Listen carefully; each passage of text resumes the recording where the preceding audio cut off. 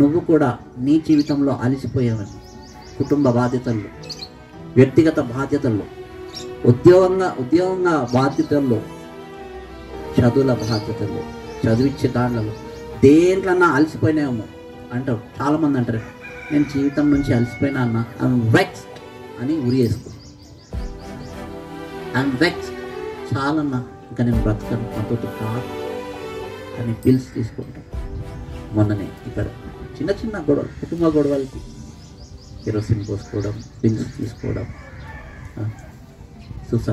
Suicide attempt చేయడము, hanging. ఎందుకంటే అలసిపోవడము.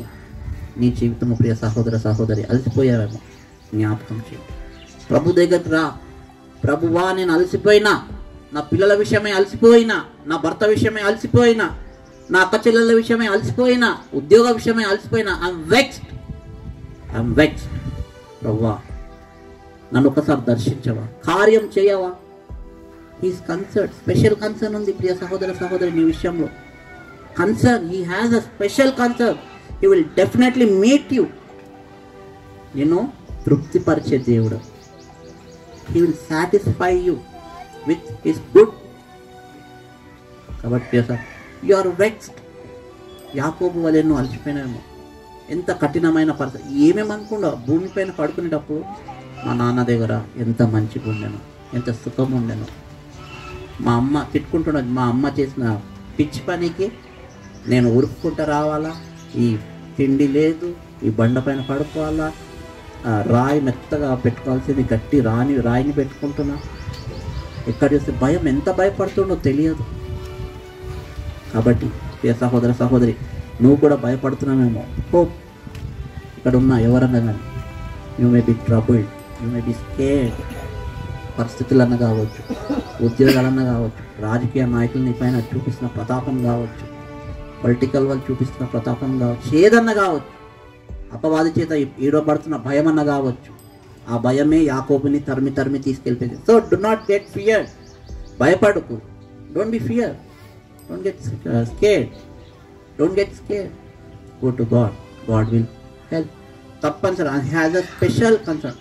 గమనించాల్సింది ఏంటంటే టయర్డ్నెస్, అలసిపోవుట. రెండో పాయింట్ ఏంటంటే, ఒకటేమో స్పెషల్ కన్సర్న్, రెండోదేమో టయర్డ్నెస్. ఈ టయర్డ్నెస్లో దేవుని దగ్గర చెప్పాలా. కానీ గమనించండి, ఉన్నది ఉన్నట్టు చెప్పాల. నీ జీవితంలో ఉన్నది ఉన్నట్లు. అందుకనే ప్రార్థన చేసేటప్పుడు సమస్యతోటి మాట్లాడాలి. మనం కొండతోటి మాట్లాడతారు కదా, కొండ తీసి సముద్రంలో పారవేయి అయిపోతుంది. సమస్యతోటి we have to talk with problem. అట్లా ఎన్కౌంటర్ చేయాలి. నీ జీవితంలో ఉన్న ప్రాబ్లం తోటి డైరెక్ట్ చెప్పు దేవునితోటి. ఎక్స్ట్రా ఏమంటారంటే సాస్ లేకపోతే ఎక్స్ట్రా జామ్ వేసి చెప్పొద్దు. Direct go straight. నా భర్త నన్ను ట్రబుల్ చేస్తుండు, ఈ మాటలు అంటూ, Lord you peace between us, you settle the matter. నా భార్య ఇట్లా చేస్తుంది, యూ సెటిల్ ద మ్యాటర్. నన్ను అందుకని లాస్ట్ వీక్ అధికారం కిందికి మాట్లాడినా. ఆయన అధికారం కిందికి తెచ్చుకోవాలి. నీ కుటుంబాన్ని, నీ పిల్లల్ని, నీకున్న సర్వాన్ని ఆయన అధికారం కిందికి తెచ్చుకొని ఆయన రూలింగ్లో కుటుంబంలో ఉంటే, హెడ్ ఆఫ్ ద ఫ్యామిలీ నేను కాదు పెద్ద మగవారు అనుకుంటే, God will definitely bless the family. My dear brother sister, definitely bless you 100%. There is no doubt. స్ట్రైట్గా ప్రాబ్లం గురించి ప్రేయర్ చేయండి. ఇక్కడ చేసింది అదే. నేను అలసిపోయినా, నాతో అయితలేదని అక్కడ పడుకొని ప్రార్థన చేసినప్పుడు కలలో నిచ్చెన పడుతుంది. That is what is blessing. నిచ్చెన కనబడి దేవదూతలు ఎక్కి దిగడం ఇవన్నీ తనకు వచ్చినప్పుడు, then he kept this is Bethel. ఈ ప్రాంతానికి బేథేల్ అని పేరు పెడతారు. రిటర్నింగ్లో ఎల్ బేథేల్ పెట్టాడు.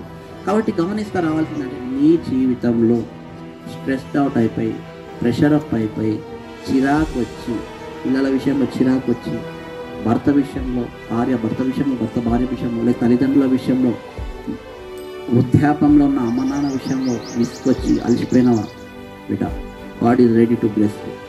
God is at your hand. నువ్వు ఒక్కడుగు వేసి ముందుకు.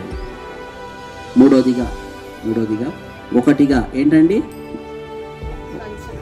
Special concern. రెండోదిగా టైర్డ్నెస్, అలసట. జీవితంలో అలసిపోతావు. నేను అలసిపోతా, నువ్వు అలసిపోతావు.